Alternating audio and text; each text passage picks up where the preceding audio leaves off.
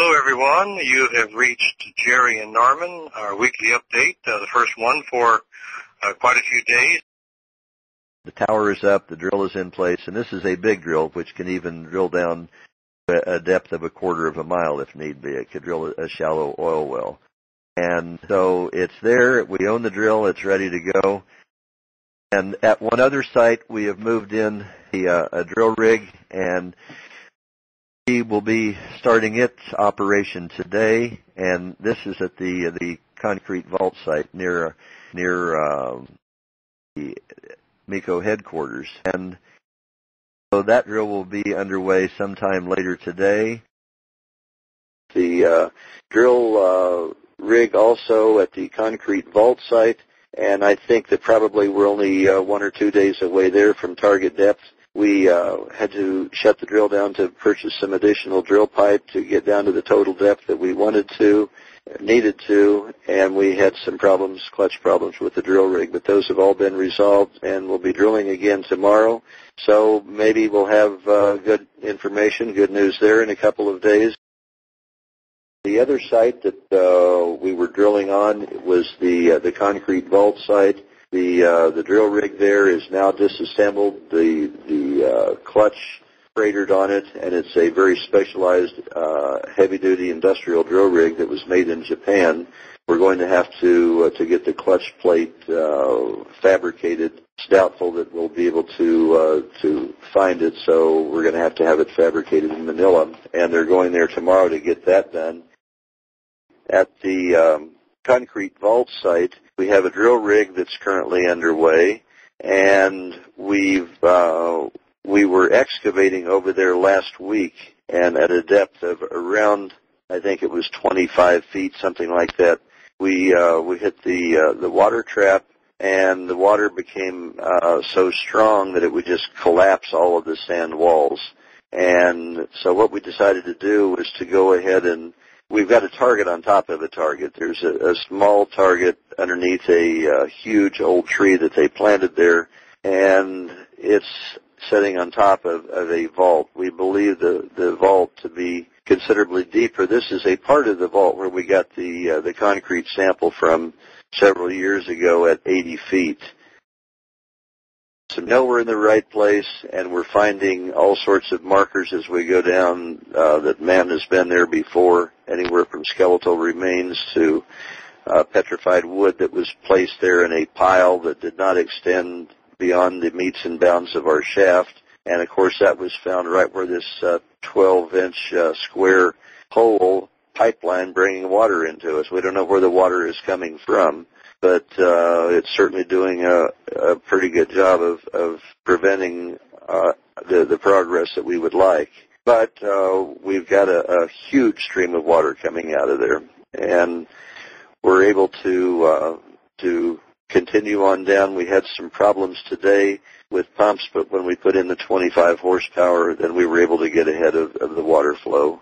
So we're moving forward there, and we're expecting results very soon at the concrete vault site. Before, I think we mentioned to you that we were running on fumes, and thanks to God, several of you out there provided an interim bridge capital for us, additional loan funding that has kept.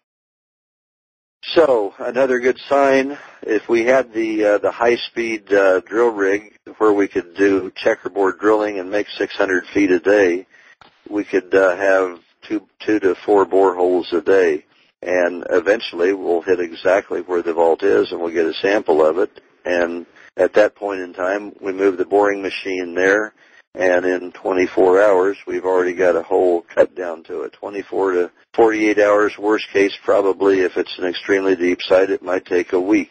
The mechanized machinery is underway in terms of our seeking the funding for it, and it's going to make a big difference when we get it. But until then, we're moving forward on a manual excavation basis.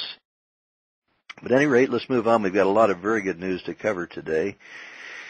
And rather than speaking of sites by names, I'm just going to refer to them as Site 1, Site 2, etc. So for security reasons, I think it would be better for all of us. But let's say that at Site 1, we have a location where we believe the target is at 36 feet.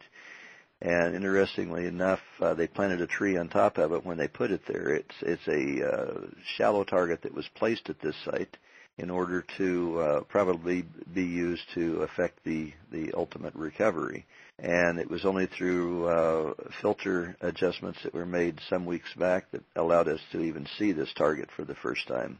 We got down to as deep as 21 feet, and it was a caving formation. We hit a water table, and it's like digging at the beach. You know, the same old story as before. So what we decided to do was to cut the tree down before we hollowed out underneath it. It was a huge old tree, but we're moving it. We're cutting it down. We believe we've got another 15 feet to go. There is a property nearby, an adjoining property, and so what we're going to do is drive C-piling into the ground to shore up the wall. We don't have to go very deep. From 21 feet down, we've got a problem, and it's going to be caving, but we'll probably drive this stuff down to 40 feet, and then we'll be fine.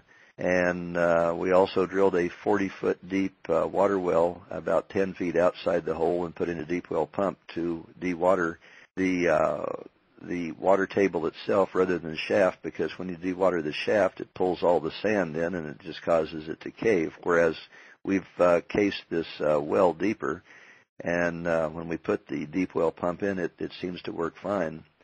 And lowering it to where we'll be able to, put culverts in, concrete culverts, because we don't have much further to go, only another 15 feet probably, and we're on top of the target. It's small, but it'll be enough to get a boring machine and anything else that we need and to carry us over the finish line.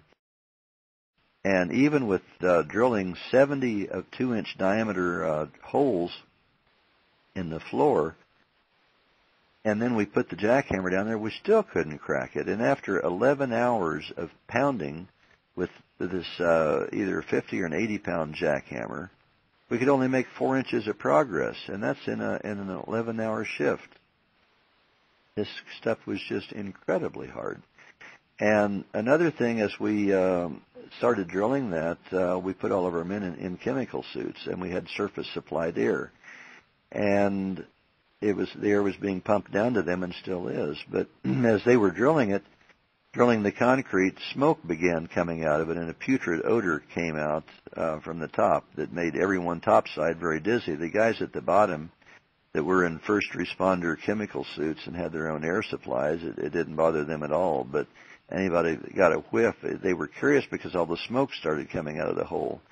I don't know, but I assume that the smoke was from a cordite type like material. I believe it was cordite strips that they would use in the artillery shells back in World War II, and they oftentimes, I was told, would mix this stuff into the cement so that as people began jackhammering on it, it would start smoking and it would scare them. Also, as it gets wet, it just has a putrid odor. It smells like dead rats.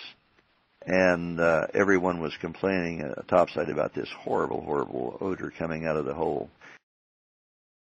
Site number 1, we had terrific difficulty getting ahead of the water, and only 50 meters away we have a shaft that's over 150 feet deep, and we have no water problems at all.